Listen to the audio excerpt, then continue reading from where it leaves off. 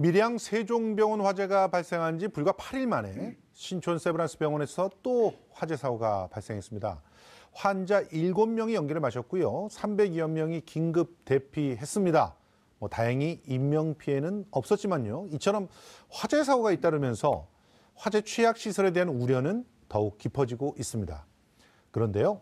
서울 초중고등학교의 32%나 화재에 취약한 드라이비트 공법으로 외벽을 마감했다는 사실이 논란을 불러일으키고 있습니다. 과연 화재를 비롯해서 지진 등의 각종 재난과 재해에 취약한 학교 시설 어떻게 개선하고 예방을 해야 되는 걸까요? 자세한 내용 두 분 전문가 모시고 얘기 나눠보겠습니다. 먼저 안전사고 예방의 중요성에 대해 짚어주실 경기대학교 행정사회복지대학원의 박창순 교수님 모셨습니다. 안녕하세요. 예, 안녕하십니까. 예, 다음은 학교 내 안전시설 및 예방대책의 현실을 짚어주실 안전사회시민연대의 최창호 대표도 모셨습니다. 안녕하세요. 안녕하세요. 예. 자, 이 건조한 날씨에 화재 사고는 계속 일어나고 있는 상황인데요. 예년에 비해서 화재 사고 자체가 많이 늘어난 것은 아니라고 통계는 나와 있는데, 근데 좀 인명 피해가 발생하는 큰 사고들이 많이 일어난 것 같습니다. 그렇죠? 지금 그 특별한 이유가 있습니까? 주로 화재 발생은 이제 건조한 날씨에도 많이 발생하지만 특히 이제 40년여 만에 강추위가 왔거든요. 이와 같이 이제 1년 중에 이 동절기가 이제 11월에서 2월 사이입니다. 그 사이에 전체 화재 중에 한 30% 이렇게 차지를 하고 있습니다. 또한 이제 최근에 대형 화재 사례는 이제 기존 건축물 이 외부 마감재가 이제 문제가 된 겁니다. 그래서 이런 불연재 사용 의무화하는 규정들, 이것과 이제 스프링클러 설치 기준, 이게 이제 개정되기 전에 해당 건물들의 이제 이 취약성 이런 게 이제 원인이 됐다고 봅니다. 그래서 이와 같은 이제 기존 건축물에서 발생한 이런 원인이 크다고 봅니다. 말씀하신 바와 같이 지금 직접적인 화상 사고로 돌아가신 분보다 지금 유독가스로 돌아가신 분들이 많단 말이죠. 그래가지고 지금 말씀하신 외장재 드라이비트 공법 이제는 우리가 전부 막 너무 다 귀에 익숙한 그런 공법이 돼버렸어요.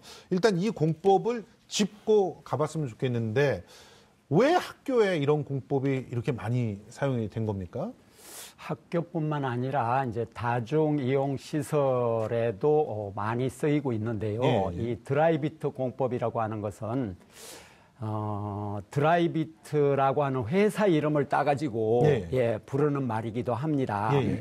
건물을 이제 짓게 되면 이제 마감을 해야 되는 거잖아요. 그러니까 건물 외벽에다가 스티로폼을 대고 그리고 그 바깥에다가 시멘트나 또는 석고로 또 덧대가지고 마감하는 일종의 그런 방식입니다. 그러니까 바깥은 불연으로 코팅이 되지만 안에는 이 그 연소했을 때 아주 유독가스를 발생시키고 불에 아주 취약한 그런 스티로폼이 들어가 있단 말이에요. 그렇습니다. 이 스티로폼이 이제 단열이 목적인데 이게 상당히 좀 크고요.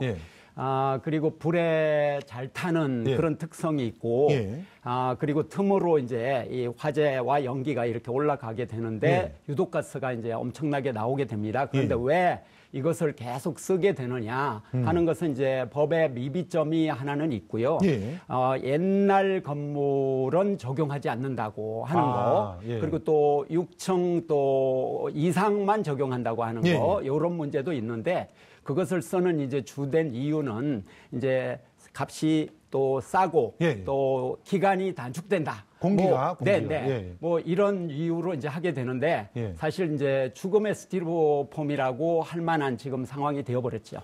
실제로 저는 드라이비트로 시공하는 그것을 좀 제 옆에서 건물이 새로 리모델링 될 때 봤거든요. 근데 정말 빠르더라고요.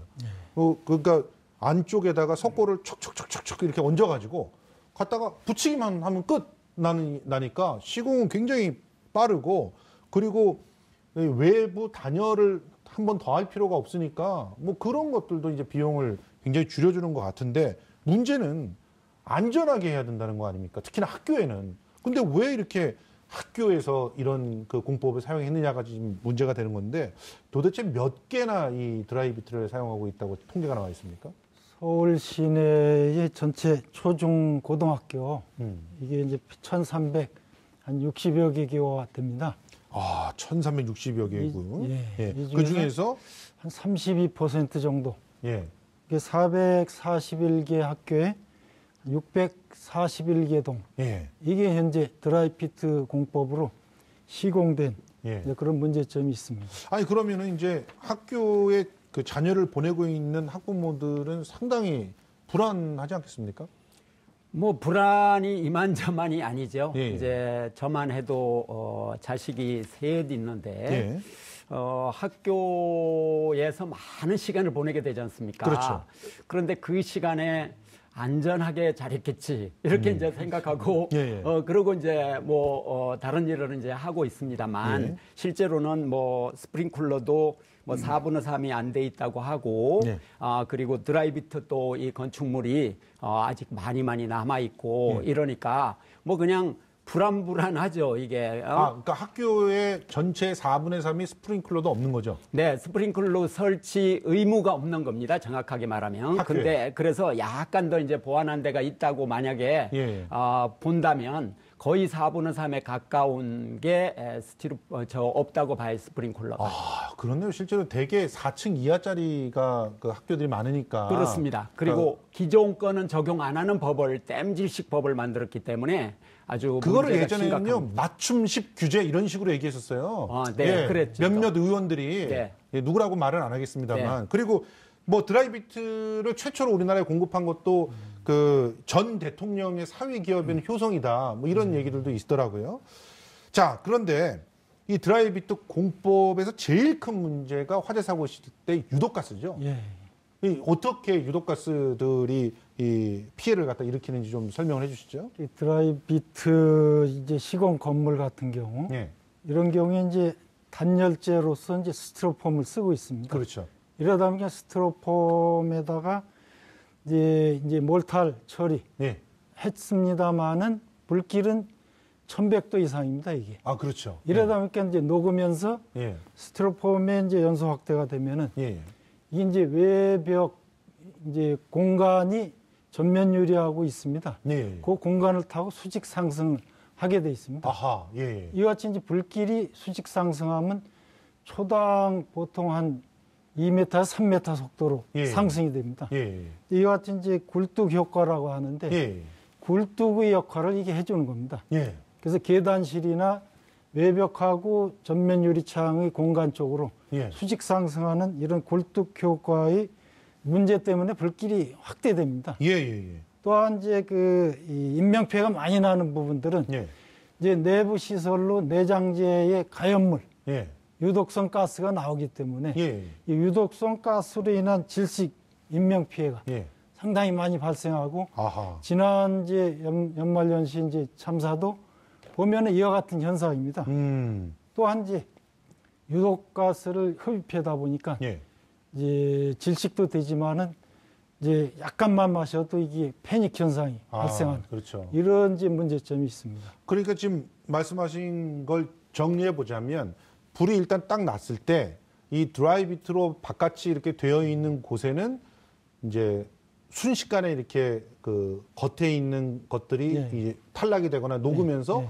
불이 일단 딱 붙어버리고 예. 불이 붙으면 스티로폼은 그냥 순식간에 사라져버리니까 그렇죠. 중간에 터널이 생겨서 그렇죠. 오히려 거기로 불 길이 만들어진다는 거 아니에요. 그래서 막 수직으로 막 불이 더 그렇죠. 확 빠르게 번져버리고 그러면서 아주 다량의 유독가스가 나와서 예. 그게 또 사람들을 움직이지 못하게 그렇습니다. 그렇게 만들어 버리기 때문에 뭐 화상 사고라든가 뭐 질식사라든가 이런 것들이 더 유발된다는 얘기인데 지금 드라이비트 공법으로 시공된 건물의 화재 사고 이전에 보고된 게 굉장히 많잖아요. 제천 화재 사고도 그랬지만 그 외에도 굉장히 많죠. 굉장히 많습니다. 예. 2010년도에 그러니까 8년 전에 예. 부산 해운대에서 그 38층 그 아파트가 맞아요, 또 맞아요. 이 드라이비트 문제 때문에 순식간에 이렇게 타올랐습니다. 예, 그렇습니다. 네.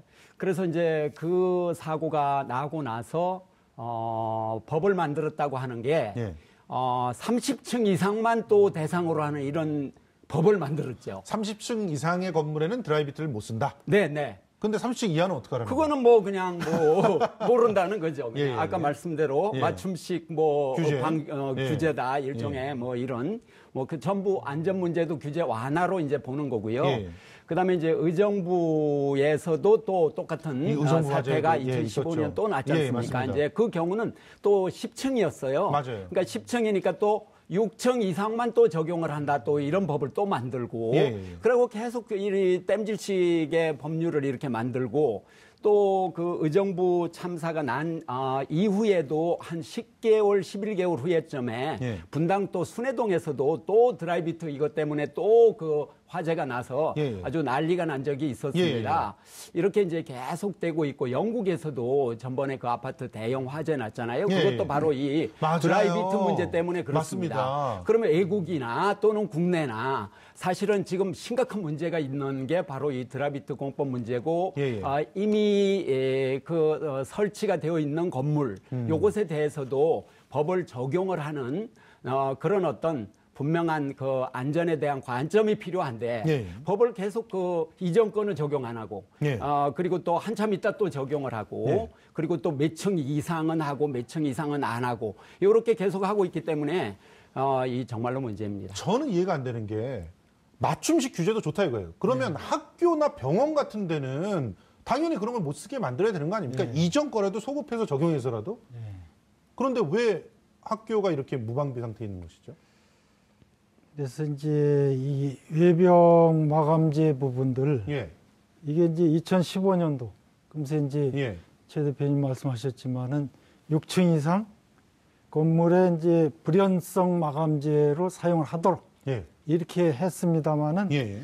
이번에 이제 이 본란 이런 건물 같은 경우에는 이제 해당 조치 이전에 예.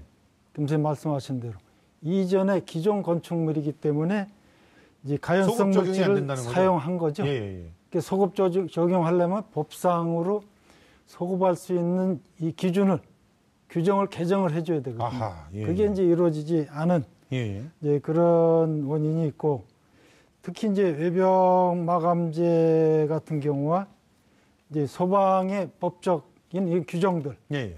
이런 것들이 이제 대상이 되지 않기 때문에 예. 특히 이제 이 사용하는 이유를 보면은 이제 그 시설주의 건물주죠, 이제 예. 비용 절감 문제 예. 이런 것들도 있겠고 또한 이제 이 건설 비용 전체에서 차지하는 이 안전시설 부분 예. 이것도 되도록이면 줄이려고 하는 이런 아하. 안전의식 결여된 예. 이런 측면들이 있습니다. 예. 그래서 이 원인이 보면 가연성 재질인 드라이피트 공법과 또 이제 알루미늄 패널도 또 많이 맞습니다. 예. 시공을 하고 있습니다. 예. 이런 것들이 이제 시공됐기 때문에 기존 건물의 화재 확산 예. 이 주요 원인으로 작용됐다 이렇게 보고 있습니다. 그래서 구체적으로 이제 규정을 강화하는 내용을 보면은 이제 드라이피트 학교 건물 같은 경우 이 개수공사를 빠른 시일 내에 할 수 있는 이런 법적, 제도적, 예산적 지원이 필요하겠고 예. 또한 이제 인명피해가 유발되는 이런 부분들이 이제 이번 참사에도 많이 발생했거든요. 예. 이 방화구획 문제라든지 예. 방화문 문제라든지 또 피난계단, 예. 이제 특별 피난계단이요. 외부로 탈출할 수 있는 이런 특별 피난계단이라든지 비상구 확보 문제들 이런 것들이 안 됐거든요. 예. 그래서 이런 확보의 절실함과 또 건물 내부의 내장재를 반드시 예. 불연재로 설치하도록 예. 내장재 불연화 문제 이게 꼭 그 달성이 돼야 된다 이렇게 보고 있습니다. 알겠습니다. 아니 그런데 결과적으로 법이 구멍이 너무 많다 보니까 그렇습니다. 그리고 땜질식 얘기를 했는데 실제로 제가 이제 소방법을 갖다 이번 그 화재 사고를 보면서 찾아봤어요. 너덜너덜하더군요. 그러니까 2011년에 그 새롭게 전면 개정한 거 이후에 계속 조항들만 바꿨어요. 계속. 그러니까 무슨 사고 나면 이 조항 받고 저 사고 나면 이 조항 받고 이런 게 그냥 법문 안에 있습니다. 보면은 몇 조는 몇 년도에 개정, 몇 조는 몇 년도에 이런 식으로 계속 했더라고요. 특히 기가 막힌 게 의료시설을 따로 이렇게 딱 지정을 해가지고 바꾼다거나 학교 같은 교육시설 이런 것들을 딱 지정해서 바꾼 게 없어요. 그러니까 이런 걸 보면서 너무 답답하다. 도대체 국회는 뭐 하고 있냐? 법 규제부터 강화시켜야 되는 거 아니야? 이런 생각이 들었거든요. 지금 어떻게 준비되고 있는 겁니까? 지금 아까도 뭐 말씀 이렇게 나눴습니다만 예. 스프링쿨러도 예. 그렇고 또 외장재 문제도 그렇고 예. 또 소방 점검 문제도 그렇고 뭐 그것뿐만이 아닙니다. 뭐 정기 점검 이런 문제까지 모두 그냥 국민 알아서 살아라. 특히 소규모는 예, 예. 특히 알아서 살아라 이렇게 지금 국회가 이제 해버린 거거든요. 아니 근데 규모가 크고 소규모 집이라도 옆에 대규모 빌딩이 있으면 여기서 불나면 같이 옮겨 붙을 거 아니에요? 예, 그렇기도 합니다. 예. 그러니까 뭐 우리가 그냥 보통 상식적으로 생각하면 생각이 없는 것이고 예, 예. 국리민복 즉 국민을 이제 우선적으로 생각한다고 하는 예. 게 이제 국회고 정치인데 예. 실제로는 국민 중에도 좀 규모 적은 병원을 주로 이용할 수 있는 사람들은 구멍을 빵 뚫어놓고 예, 또 예. 저 지역에 사는 사람들 같은 경우에는 또 소방 인력이나 소방 장비가 또 부실하죠. 서울 다른 대도시에 비해서 예. 굉장히 차이가 있거든요. 그렇죠. 그런데 그거에 대한 대책도 세우지 않아요. 예. 국가직화하라 그래도 그것도 하지도 않고 예. 또 예산 배정하라 그래도 그것도 뭐 조금 찔끔하고 이러면서 아니, 그런데 그러니까 대표님 국민들한테 이번에 그냥, 네. 그 행안위에서도 그랬고 또 지금 국회에서 일단 5개 관련된 법안들이 통과는 하긴 했잖아요. 네. 그런데 그 통과된 내용들이 사실 이런 규제들을 좀 대표님이 보시기에는 상당히 많이 담고 있었나요? 아닙니다. 아니죠? 예, 아니고 이제 지금은 뭐 구역을 새로 이제 지정한다든지 과태료를 올린다든지 이런 과태료 법이 올린다거나 이번에 이제 통과됐고요. 구역을 지정한다거나 네, 네. 차가 막고 있으면 뭐 밀고 갈 수 있다거나 밀고 갈 수 있는 정도 법은 아직 안 만들었습니다. 아직 아니에요? 이전에 있는 게 애매하게 이제 만들어져 있는데 예.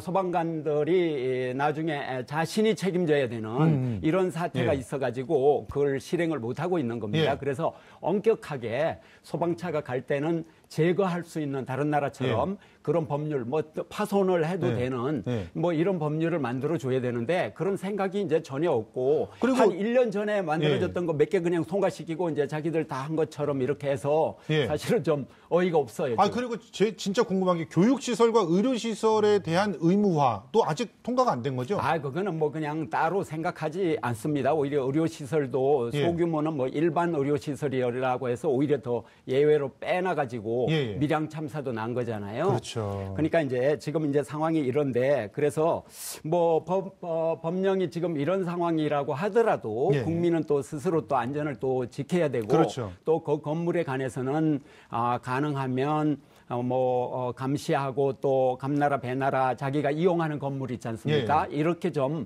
해가지고 좀 고칠 수 있게 하기도 하고 그러니까 그냥 각자 안전을 챙기는 저 하는 얘기도 지금 그런 얘기인데 사실은 국회에다가 압박을 많이 해야 될 것 같아요. 시민이 니네 좀 그렇습니다.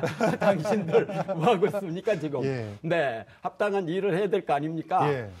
소방 관련 법률도 소급 적용 이런 걸 절대 하지를 않아요. 그러면 이제 그거는 사실은 정부도 책임이 있거든요. 국민을 설득을 해야 되고 그렇죠. 또 야당도 설득을 해야 되고 이런 것도 있는데 특히 교섭단체 대표는 책임이 있잖아요. 그렇죠. 어떤 당이든지 간에 이 정당들이 머리 맞대고 실제로는 이런 법률 예를 들어서 제천 참사 생기면 즉시 스프링쿨러 관련 법률이라든지 또 그 점검하는 법률이라든지 소방 관련 법률이라든지 그리고 드라이비터 이런 법률을 만들어줘야 되잖아요. 근데 그냥 가만히 있다가 이제 또 나니까 그냥 정부 비난하는데 막 급급하고 하니까 뭐 유족들이 뭐 지금 정치질 하러 왔냐고 비난하는 사태까지 생기는데 자기네들이 다 완화시켜놓고 그렇습니다. 그러고 가만히 있었잖아요. 자기들 그냥 가만히 있고 그냥 그러고 나서 막 그냥 행정당국만 비판하면 행정당국은 사실은 뭐 자기들 잘못은 있지만 뭐 그리고 말할 수는 없지만 또 마음속으로는 그게 뭐 오로지 내 책임이야 니네는 뭐 한 거야 이렇게 또 얘기하면서 알겠습니다. 서로 공방하는 걸로 가버린다는 거죠. 참 씁쓸한데요. 일단 지금 현재 이제 또 법을 갖다 개정하기 위해서 나서면 또 뭐 갖고 뭐 국회에서는 또 무슨 서로 주고받고 뭐 이런라고 시간이 또 갈 테니까 일단 지금 있는 상황에서 우리 스스로 지키기 위한 그 방법들을 찾아봐야 되잖아요. 일단 그 드라이비트로 시공이 되어 있는 학교들의 화재를 막을 수 있는 그런 예방 대책들 좀 있을까요?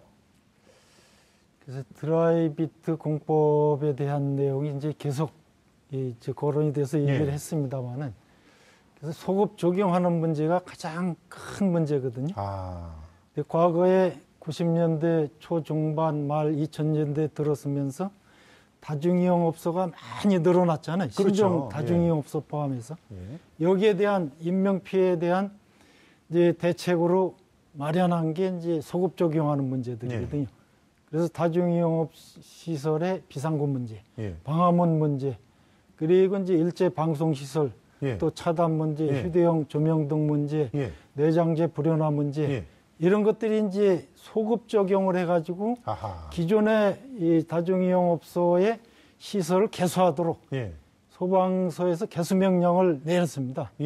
이와 같은 규정들이 있었기 때문에 그 이후에 다중이용업소의 인명피해가 상당히 거의 줄었거든요. 거의. 요즘엔 다중이용업소 이제 노래방, 유흥주점, 단란주점, PC방 이런 데서 인명피해는 거의 없어졌거든요. 맞아요. 그렇네요, 진짜. 이런 보니까. 효과가 상당히 큰 거거든요. 이와 같이 학교에 대한 드라이비트 공법이 이제 해결이 되려면은 선제적으로 법 규정을 개정을 해서 소급 적용하는 이 방법도 좀 강구해야 되지 않냐 이렇게 보고 있습니다. 그러니까 법을 바꾸지 않고 그럼 지금 현재 우리가 뭔가 할 수 있는 그런 방법들은 없나요? 예를 들어서 뭐 대피 교육들을 갖다 좀 더 철저히 한다든가 뭐 이런 방법들은 교수님 없을까요? 그래서 이제 이 학교에 대한 세월호 이후에 학교에 대한 이제 이런 안전 교육이 상당히 강화됐습니다. 연간 15시간인가 시키도록 돼 있고 이제 초중등학교는 이제 전체 안전 교육을 44시간 시키게 돼 있는데 특히 이제 이런 안전 교육을 시킬 수 있는 전문 교사들 또는 전문가들 이게 양성이 돼야 되는데 이 부분들이 좀 상당히 안 돼 있습니다. 맞습니다. 그때 이런 이제 안전 교육사라든가 안전 교육 전문가라든가 이게 빨리 양성이 돼 가지고 최소한 안전 교육 전담 교사라도 지정을 해서 이런 예방 활동 점검이라든지 이 취약 요인 이제 점검 개선 또는 이제 교육 이런 것을 담당해야 된다 이렇게 보고 있습니다. 아니 근데 그 대표님 최소한 점검을 할 때 지금처럼 뭐 7일만 딱 교육받으면은 누구나 딸 수 있는 그 자격증 갖고 대충 이렇게 점검을 하고 오케이 다 소방서에 통보하면 되는 이런 셀프 점검이라든가 그리고 또 뭐 지금 뭐 소방 점검 나간다 그러면 특별조사를 해서 샘플 몇 개 그것도 7일 전에 미리 통보해가지고 이렇게 하는 것만 좀 바꿔도 많은 그 문제들이 해결되지 않을까요? 네, 그 셀프 점검이야말로 심각합니다. 예. 예, 뭐 건물주 또는 운영주 자신이 할 수도 있고요. 예. 그래서 뭐 유치원을 운영하는 분은 스스로 따가지고 스스로가 이제 점검하는 사람이 돼버리는 이런 셀프 점검이 정말로 문제인데 누구를 위해서 이제 만든 법률인가 하는 건데 이런 법률은 쉽게 좀 더 바꿀 수도 있잖아요. 셀프 점검 못하게. 적어도 견제와 균형이 이루어져야 될 텐데 이 뭐 견제 없이 자신의 그 친인척이나 또는 뭐 자식이나 밀양이나 이번에 그 제천에서 봤듯이 또는 직원이나 이런 사람들을 안전관리자로 지정을 해서 그 사람들이 뭐 다 그냥 이상 없음 이래가지고 보고해버리는 이것은 법을 뭐 그렇게 어렵지 않게 또 바꿀 수도 있는 문제입니다. 이것만 좀 바뀌어도 좀 훨씬 좀 나았다고 볼 수 있겠죠. 자, 마지막으로 우리 교수님 지금 각종 재난 사고가 있을 때 뭐 대피 요령 몇 가지만 좀 짚어주시죠. 그래서 이제 학교 시설 같은 경우 이제 대피가 필요한 이런 부분들에 대한 교육이 중점적으로 이루어져야 됩니다. 화재라든지 지진이라든지 이런 재난 대비에 대한 대피 교육이 상당히 그 강화돼야 된다 이렇게 보고 있습니다. 그래서 화재 같은 경우에는 이제 우선 화재 난 장소에서 빨리 탈출을 해야 되거든요. 그래서 화재 경보가 울리게 되면은 응급 상황에 대한 안내 방송이 나가거든요. 그럼 빨리 자기가 지정된 대피 경로가 있습니다. 이 경로를 따라서 또 다른 경로가 있으면 다른 경로도 활용을 해야 되지만은 약속된 경로를 따라서 대피 장소로 신속하게 이동을 해야 됩니다. 예. 근데 담당 교사들이 또 있죠. 예. 교사들이 또 그 유도를 해주고 예. 그래서 대피 장소에 안전하게 직결이 되면은 예. 인원 파악을 해서 현장 감독자라든지 현장 지휘본부라든지 보고를 해죠. 예. 보고를 한 다음에는 이제 위급한 상황이 아니면은 이제 예를 들면은 이제 휴대폰 사용을 자제시키도록 이렇게 해줘야 이제 질서가 유지되는 겁니다. 그래서 화재 시에는 대피 장소 거리가 대부분 한 15m 이상 떨어진 거리로 빨리 대피를 해줘야 된다. 이렇게 보고 지진 같은 경우도 이제 이런 대피 요령을 참작을 하지만은 특히 이제 이 지진 같은 경우는 이제 피해 또는 이제 이 안전거리가 상당히 필요하거든요. 그렇죠. 그게 보통 한 가는 게. 연구에 하면 한 91m 이상 거리가 떨어져서 대피를 해야 된다. 이제 신속하게 탈출을 해야 된다. 이런 거죠. 그래서 이제 이런 이제 학교 밖의 장소로 대피했을 경우에는 이제 담당 교사가 안전하게 질서 유지하면서 2차 피해가 없도록 통제를 하고 또는 현장 책임자의 지시에 따라서 안전하게 그 유지를 시켜주도록 이렇게 알겠습니다. 하는 것이 필요합니다. 예. 오늘 말씀 듣다 보니까 정말 우리 스스로가 우리 공동체를 지키기 위한 준비들이 좀 더 필요하지 않을까 생각이 들고요. 그 준비에는 한편으로는 뭐 우리가 뽑은 대표들을 이렇게 훈련시켜서 좋은 법을 만들게 하는 것도 중요하지만 미리미리 교육을 받아서 내 스스로는 또 내 주변 사람들은 지킬 수 있는 그런 지혜는 가지고 있어야 되지 않을까 이런 생각들이 좀 들었습니다. 자, 지금까지 경기대학교 행정사회복지대학원의 박창순 교수님 그리고 안전사회시민연대 최창호 대표님 모시고 학교 내 화재 사고 예방을 위해 필요한 점들 이야기 나눠봤습니다. 두 분 고맙습니다. 고맙습니다.